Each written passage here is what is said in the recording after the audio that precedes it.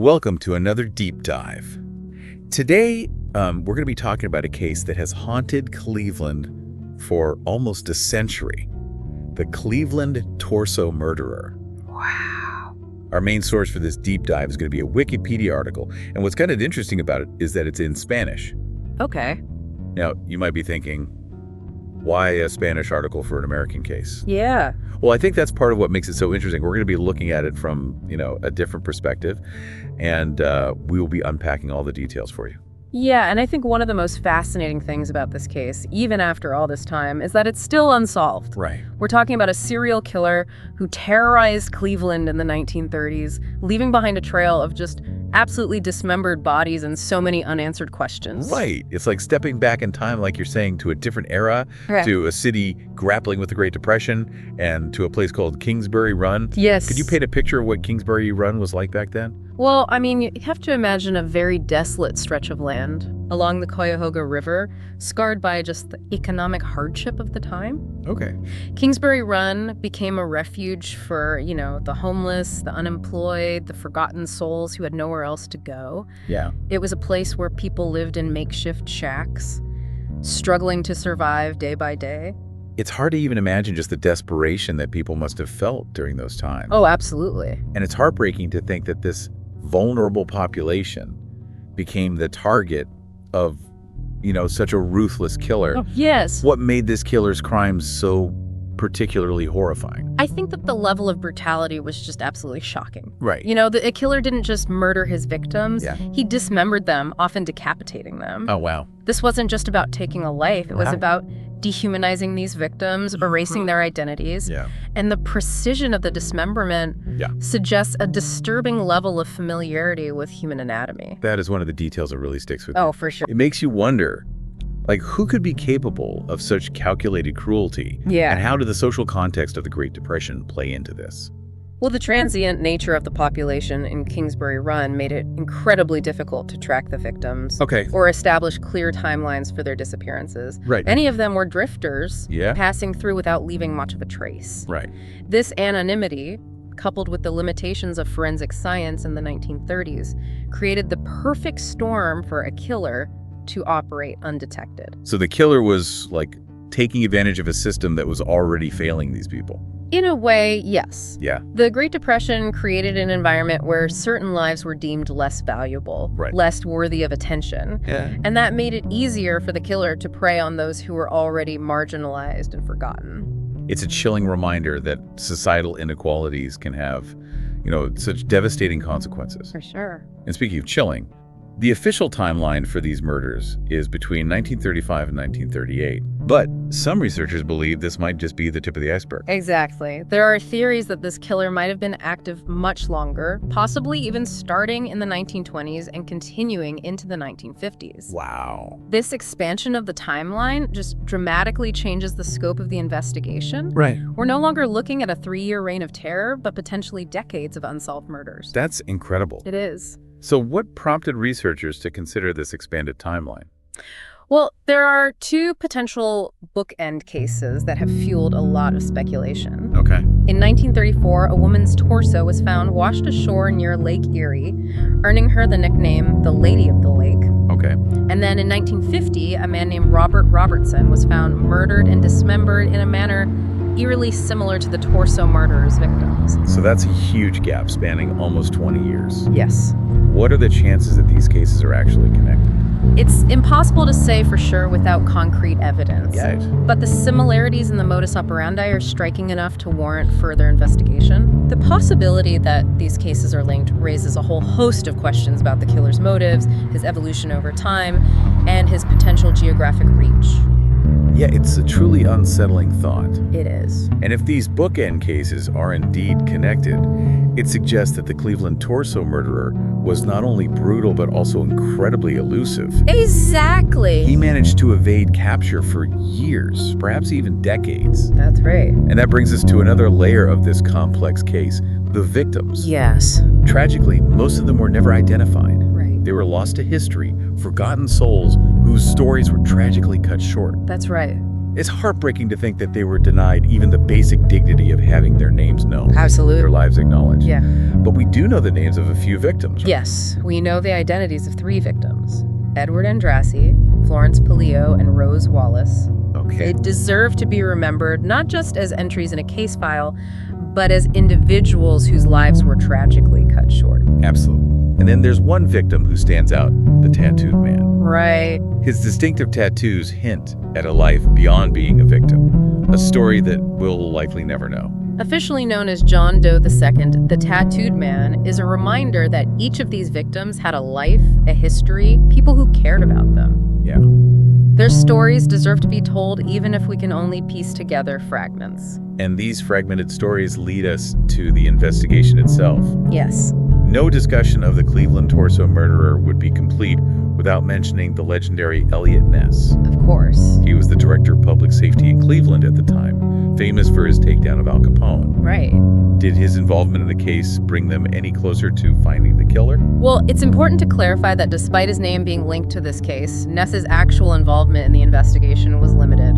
He had other responsibilities as director of public safety, and the torso murderer case was just one of many challenges he faced during his time in Cleveland. Oh, interesting. So, despite his fame, Ness wasn't the central figure in this investigation. Precisely. Okay. While he did play a role, he wasn't solely focused on the torso murderer case. Right.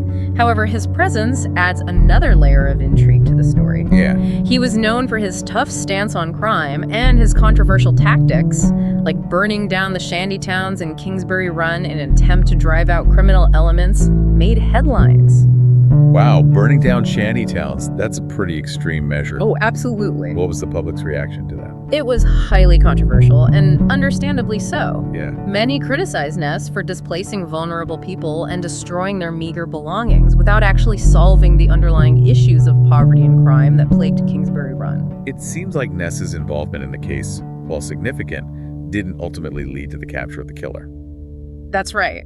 Despite Ness's efforts, the Cleveland torso murderer remained elusive, and the case remained unsolved. So we have this gruesome mystery, a city gripped by fear, a legendary lawman on the case, and yet the killer remained a phantom. Yes. It's like something out of a nightmare. It really is. Who were the prime suspects in the case? Did the investigators ever get close to catching the killer? Well, despite numerous leads and suspects, the case was just riddled with dead ends. Yeah. The lack of forensic technology available at the time hindered their ability to gather conclusive evidence. Right. Imagine trying to solve a complex puzzle with only a few pieces. Okay. That's essentially the challenge investigators faced back then. Yeah, that makes sense. Right. It must have been incredibly frustrating for them to be so close, yet so far from catching the killer. Absolutely. And to add to the complexity, the killers seemed to target individuals from marginalized communities, Right. making it even harder to track their movements or establish clear motives. So who are some of the main suspects they investigated? Did they have any strong leads? One of the most prominent suspects was Frank Sweeney, a mentally unstable surgeon who worked at a local hospital. A surgeon. Yes, That's a chilling thought. it is. Did they have any concrete evidence linking him to the murders? Well, Sweeney actually confessed to the crimes while under the influence of sodium thiopental, Wow. also known as truth serum, Okay. but his confession was later recanted, and there wasn't enough physical evidence to formally charge him. Wow, so he confessed but then took it back? Yeah, That's confusing.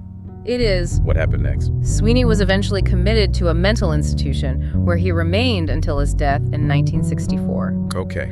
The fact that he was never officially cleared of suspicion left a lingering cloud of doubt over his involvement. It's like a piece of the puzzle that never quite fit. Exactly. And then there's another intriguing suspect, Frank Dolezal. Okay, Frank Dolezal, what's his story? He had connections to 3 of the identified victims: Florence Palillo, Edward Andrassy, and Rose Wallace. Wait, so he knew 3 of the victims personally? Yes. That's a major red flag. Yes, and that connection made him a prime suspect. Okay. However, before he could stand trial, he was found hanged in his cell. Oh, wow. Another twist. Was it ruled a suicide, or was there a possibility of foul play? The circumstances surrounding his death were suspicious, and there were theories that he might have been murdered to prevent him from revealing information about the case. However, officially, it was ruled a suicide. It's almost like the case itself was shrouded in a conspiracy of silence. You could say that. Yeah. The unanswered questions surrounding Dolezal's death only deepen the mystery of the Cleveland torso murderer. It's amazing how this case just keeps unfolding, layer by layer. It really does. And it doesn't stop there. No. Remember the potential expansion of the timeline we discussed earlier? Yes. Well, that leads us to another fascinating aspect of this case, the possibility of connections to murders beyond Cleveland. Oh, yeah. You're talking about the Lady of the Lake and Robert Robertson, right? Right. But those cases were outside of Cleveland. Yeah. How could they be connected to the torso murderer? It's all about geography and the railway system. Okay. In 1936, a decapitated body was found in a boxcar in Newcastle, Pennsylvania. Then, in 1940, 3 more decapitated bodies were discovered in boxcars near McKees Rocks, Pennsylvania. Hold on. Those locations are hundreds of miles from Cleveland. Yes. How could the killer have traveled that far? That's where the railway comes in. Okay. The Baltimore and Ohio Railroad connected these Pennsylvania towns to Cleveland. Oh, wow. With trains running twice a day. So you're saying the killer might have used the trains to transport bodies? Possibly. Or even to find victims who were hopping trains? It's a plausible theory, and it expands the scope of the investigation dramatically. Yeah. Imagine a killer who moved like a phantom along the railways, preying on transient populations who were difficult to track.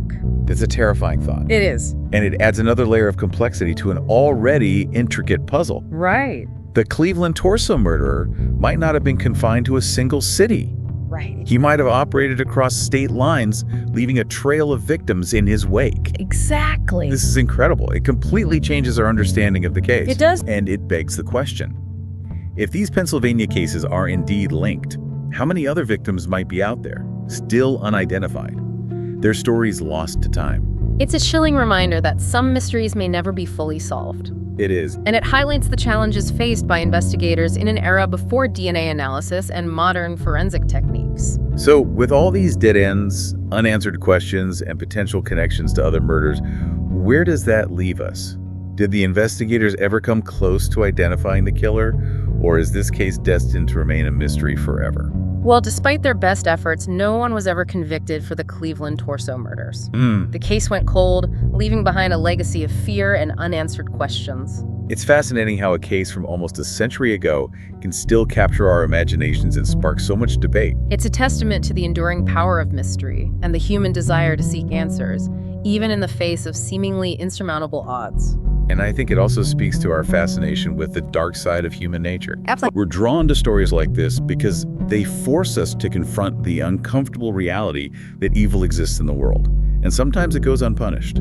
Yes, and I think it's also important to acknowledge the victims in this case, the individuals whose lives were brutally cut short. Yes, we can't forget about them. Right. They were more than just statistics in a case file. Yes. They were people with hopes, dreams, and loved ones who grieved their loss. Exactly. Their stories deserve to be remembered and honored. So as we delve deeper into the Cleveland torso murderer case, we're not just exploring a historical mystery. No. We're also reflecting on the human cost of violence, the challenges of justice, and the enduring power of unanswered questions. And it's a reminder that even in the darkest of times, there's always hope for understanding, for healing, and for finding some semblance of closure, even if the mystery itself remains unsolved. Well, after exploring the chilling details of the crimes, the suspects, and the potential connections to other murders, it's clear that this case is far from simple. It's a labyrinth of twists, turns, and dead ends.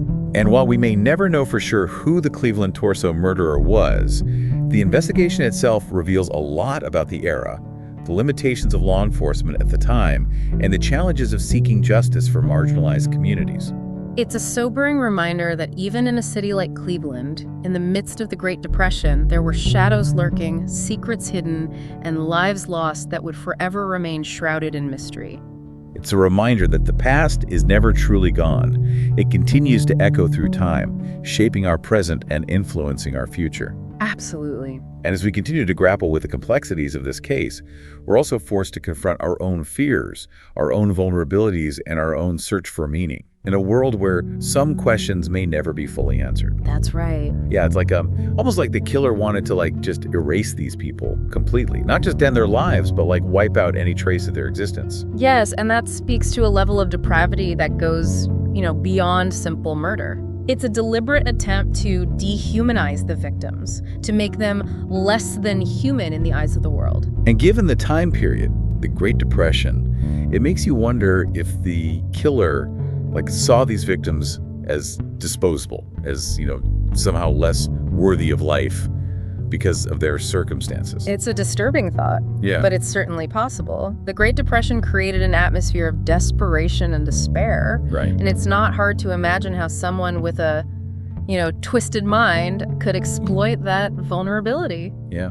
It's like the killer was a product of his time, a dark reflection of the societal anxieties and inequalities that, plagued the era. Right, and I think that's one of the reasons why this case continues to fascinate us. Yeah. It's not just a gruesome murder mystery, it's a window into a specific time and place, a glimpse into the darkest corners of human nature. And as we've kind of, explored in this deep dive, the case is full of contradictions and unanswered questions. We have, a legendary lawman like Eliot Ness involved. Yeah. But the killer remains elusive. We have suspects with, compelling motives, Yeah. but no concrete evidence to convict them. Right? We have potential connections to murders outside of Cleveland, expanding the scope of the investigation, Yeah. but also making it even more difficult to solve. It's a puzzle with missing pieces, a story with an incomplete ending. And that's what makes it so haunting. Yes. We're left with a sense of unease, a feeling that even though these murders happened decades ago, Yeah. the echoes of that violence still linger. Yes, and I think that's why it's so important to remember the victims, Right. to honor their memories, and to acknowledge the tragedy of their loss. Absolutely. Yeah. They were more than just names in a case file or bodies found in Kingsbury Run. Right. They were people with lives, stories, and families who mourned their absence. Right, and their stories remind us that behind every unsolved mystery, there are real human lives that were impacted. Yeah, And those impacts continue to ripple through time. it's a sobering thought. It is. And as we wrap up our deep dive into the Cleveland torso murderer case, I'm left with a feeling of, well, not exactly closure, Right. but perhaps a deeper understanding of the complexity of this case. Yes. And I think that's the best we can hope for with a case like this. Yeah. We may never know for certain who the killer was or what truly motivated him, Right. but by exploring the evidence, the suspects, and the social context, we've gained a better understanding of the era, the challenges faced by investigators, and the enduring impact of this unsolved mystery on the city of Cleveland. And perhaps that's, the most important takeaway from this deep dive. Yeah. It's not about finding all the answers, it's about grappling with the questions, confronting the darkness, and remembering those who were lost. And it's about recognizing that even in the face of unimaginable horror, the human spirit persists. The search for truth continues, and the hope for justice, however elusive, never fully fades. Thank you for joining us on this journey into the heart of a true crime mystery that continues to captivate and challenge us. The Cleveland torso murderer may never be brought to justice, but his reign of terror serves as a chilling reminder of the fragility of life, Right. the shadows that lurk in even the most ordinary places, and the enduring power of unanswered questions. It's like he almost, took away their humanity. Yeah. Not even just like their life, but also like their story. Yeah. It's, taking away their identity completely. Right. And it makes you wonder, like I was saying about the Great Depression, if the killer saw them as, less than because of their circumstances. It's a disturbing thought, but the Great Depression was a time of desperation and despair. Yeah. And it's not hard to imagine that somebody would exploit that vulnerability. And just become like a product of their time. Right. A dark reflection. Exactly. And, like we've been talking about in this deep dive, there are so many contradictions. Yeah. And, we have somebody like Eliot Ness involved, but the killer's still out there. Right. We have suspects with good motives, but there's no evidence. And we have these potential connections outside of Cleveland. Right. I mean, it really does make it almost impossible to solve. It's a puzzle with missing pieces. Yeah. A story with an incomplete ending. It's haunting. Yes. Like, even though it's been so long, it still feels like, it's not over. It's not over, and I think that's why we have to remember the victims, Yeah. to honor their memories, and to acknowledge just how tragic this all was. They were more than just, a name in a file. Right. There were people, they had lives and stories and families. And their stories, I think, remind us that for every unsolved mystery, there are real human lives that were impacted. Yeah. And those impacts continue. You know, it makes you think. Yeah, it does. As we wrap up, I guess I don't feel closure, but I do feel like I understand this case better. Yeah, and I think that's all we can ask for in a case like this. Yeah. I may never know for sure who the killer was or why he did it, but at least we can try to understand. And maybe that's the biggest takeaway. Right. It's not about the answers. It's about facing the questions and, remembering what was lost. And it's about recognizing that even after something so horrible, there's still hope and the truth is out there.